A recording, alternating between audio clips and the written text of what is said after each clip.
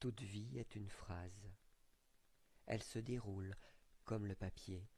Elle s'épelle ou se comprend, file dans le mur comme un point, se lancine en virgule et de toutes les façons, de n'importe quelle manière. Elle se construit avec le pauvre verbe qui s'est fait chair. Le roman est son étirement à l'infini, une multiplication de la même ligne, de la majuscule au point, portée par le blanc de l'écrivain qui s'escrime, joue au furet avec les mots, les coupe, les arrondit, jusqu'à obtenir la césure parfaite.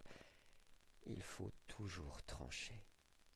Autant l'immensité se compose en musique, il se décompose en littérature. Cela rend les visages blêmes, les peurs sautillantes, les mers glacées. C'est notre lot, c'est le mien, l'extrême pauvreté de la vie, enrichie du sens et des sons, par pur bonheur, pure bonté d'âme, d'un être qui, penché dans la nuit, tape sur des lettres pour passer le temps, pour l'entendre venir à pas de loup, se distribuer dans la conjugaison, sauter du futur au présent. Il y a 1 heure, j'étais perdu, et me voilà pris dans les filets, moi qui me glissais simplement dans le grand courant, traversant les rivières jusqu'à l'ultime chute et l'océan. Qu'est-ce qui fait qu'un jour on s'arrête? J'étais en écriture automatique, se lever, se placer près de sa tasse pour la sentir, humer l'habitude, la prendre en silence, laisser se dérouler la pensée, ruban mécanique, les trous percés par les pointes du plaisir. C'est une chose incroyable, ce texte qui ne s'écrit de personne, du destin de Dieu, de Shiva en Fatra. Le sang même de l'être coule en encre pour les dieux. Cela peut être un temps de miel ou de venin, durer un instant ou une vie, faire des guerres ou une petite tristesse. Il n'y a pas de point d'appui. C'est un saut dans le vide, une éclatante victoire dans le plus banal possible. Je suis assis pourtant, c'est une certitude, et franchement en regardant autour de moi, en fixant le mur blanc juste en face, en jetant un œil sur le côté, en mariant les sens pour y trouver un enfant, je me vois dépourvu de tout. J'ai 59 ans et plus toutes mes dents. J'ai commencé tôt, trop tôt, à tout perdre.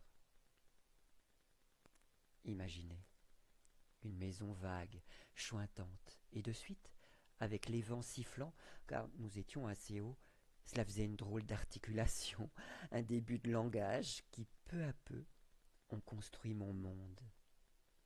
Un monde n'a pas d'âme, il la cherche d'âme. C'est un mulet qui emprunte distraitement une route en silence, aveugle et sourd.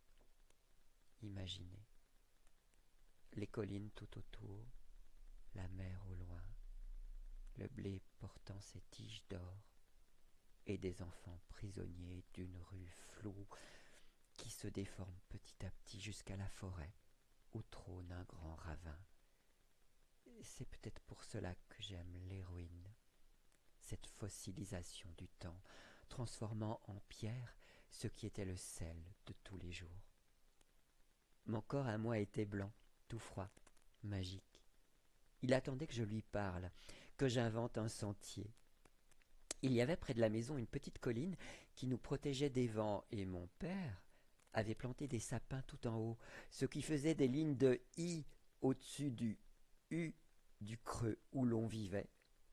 Mes premières voyelles, j'en avais besoin pour commencer à marcher, et déjà on le sait, 2 sons suffisent pour voyager. Un pour lancer le pas, l'autre pour le freiner. C'est comme cela que j'ai débuté mes sillons tout autour. C'est difficile à écrire. Le mieux serait une suite de I et de U, un IU, IU, IU, qu'il serait passionnant à décrire, à décortiquer, une sorte d'exégèse qui s'appuierait sur le dos du marcheur, au point de contact, là où l'âme et le corps se touchent, la glande pinéale, le Graal, le fin fond des poèmes, la rencontre. Entre celle qui donne vie et celui qui la prend. 2 sons, 2 pas, une cadence hésitante d'un enfant qui, se trouvant seul, se met à se balader dans les bois. Cependant, sa particularité était ce fond de départ, les 2 voyelles et le vent tonnant contre la maison, faisant chanter les chointantes et sifflantes. Ce premier geste, cette première vision du monde à 2 lettres, qui bourdonnent, se faufilent, et finissent par prendre toute la place, c'est sans doute mon premier contact avec ce dehors, ce blanc de glace qui congelait toutes mes envies.